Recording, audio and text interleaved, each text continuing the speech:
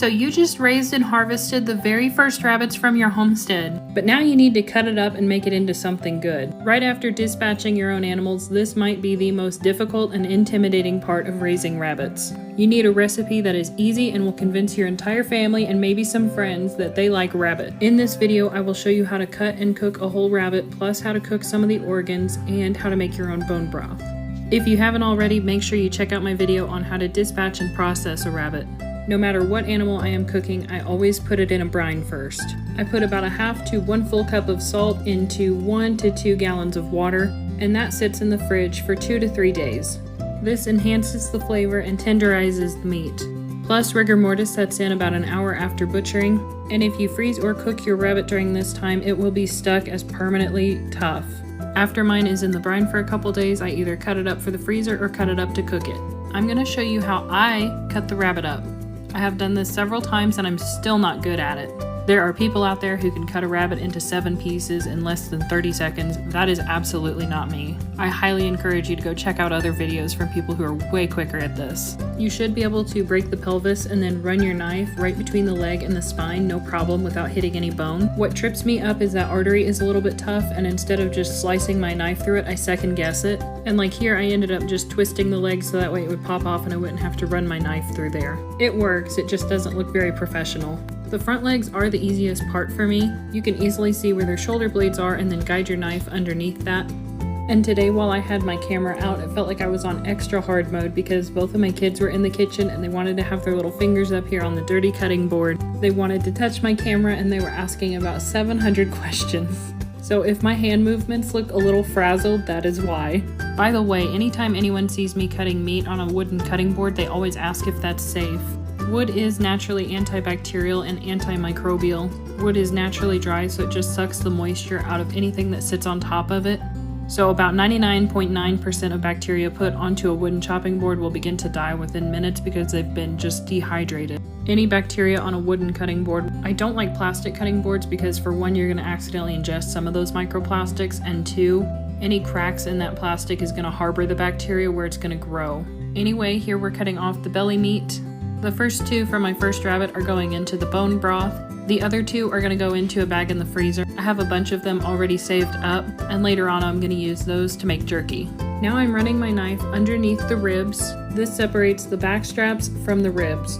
You could absolutely split these ribs open and then barbecue them too, but I opted not to today. Instead, those are going to go into my bone broth. I try to take my heavy meat cleaver and get through that spine in one good whack so that way there's not any bone shards in the meat. After the ribs are separated from the back strap, or what you might know as the tenderloin, I'm actually going to go through and cut that tenderloin in half again. I apologize for doing this off the screen, I'm still learning how to make videos. But after I've cut through that spinal cord, I just kind of twist it a little bit before I take my knife and then slide it all the way around. If you didn't cut through all the way the first time, it's okay to just run your knife through the meat all the way to make sure that it's cut and then twist it.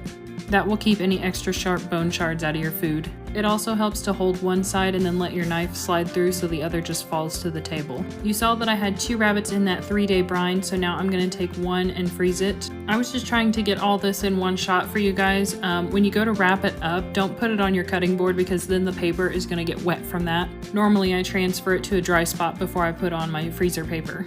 I'm cooking the second rabbit tonight, but before I do that, I'm going to let it soak in leftover pickle juice. If you like the taste and texture of a Chick-fil-A sandwich, that is their secret. It's pickle juice. Now I'm starting the bone broth, which is super easy. I'm using 2 of the ribs and 2 of those flaps of the stomach.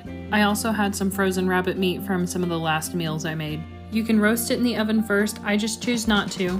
And you can also take the leftover bones from after dinner and throw those in there too. Cover with water, maybe a 1/2 cup of salt, and let it sit in your crock pot on low for about 3 days.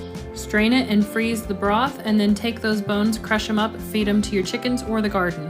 For dinner tonight, I put some peanut oil into a cast iron skillet. I warmed that up and then I added our rabbit. I'm adding a little bit of salt, pepper, and garlic.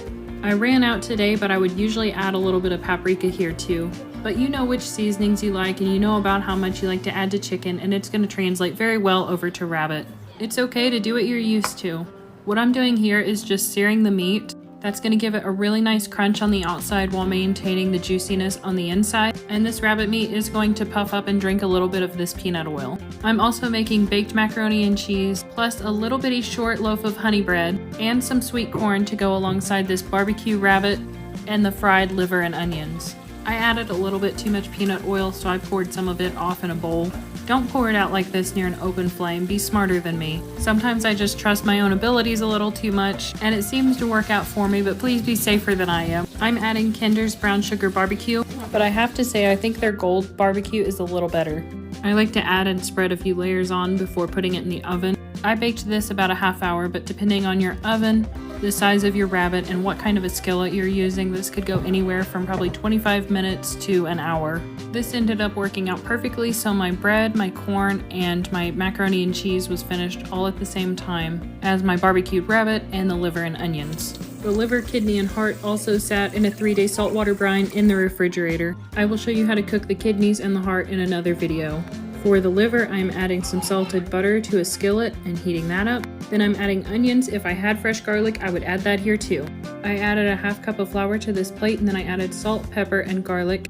This is the breading for your liver. You don't have to, but I chose to cut the liver into smaller pieces so it was easier to cook and make sure that it was cooked all the way through. Liver is something you probably want well done. I removed the onions from the pan before adding the liver. I will add those back in a moment. I added just a little more butter before putting in the liver too, so that way it wouldn't stick to the pan. Liver has the same texture all throughout. What the outside of it looks like is exactly what it looks like on the inside. If someone doesn't like liver, it's usually a texture thing because it tastes really good, and especially if you're the type of person who likes a caramelized or sauteed onion, you'll probably enjoy the flavor of a pan-fried liver. I believe I did 4 or 5 minutes on each side of the liver on low heat, and I am using propane. So my low is probably your high on an electric skillet. Most people will want a white or a yellow onion here, but I really love the red ones, so that's what I'm using today. To me, liver and onions taste really beefy, and I mean that in the best way possible. Here's our dinner of honey sourdough, sweet corn, barbecue rabbit, mac and cheese with liver and onions. This ended up so tender and so flavorful. I think it tastes like a better chicken. I think Devin had the best description. He said it was like having chicken without the filler. When I asked him what he meant without the filler, he said it tasted like most chicken kind of has water added and rabbit does not. So basically, instead of juices giving the chicken flavor, it's the rabbit that just has that flavor naturally. I hope that makes sense. I think you'll know exactly what I'm talking about when you try your first rabbit. If you're still not satisfied with that answer, I would say that rabbit tastes like a really good chicken thigh, or another way to describe it is how turkey tastes like 2 degrees away from chicken. I would say that rabbit tastes 1 degree away from chicken in the opposite direction. Anyway, I hope you found this helpful. Maybe you found a recipe to add to your weekly rotation. Thank you for sticking around this long, and I'll see you in the next video.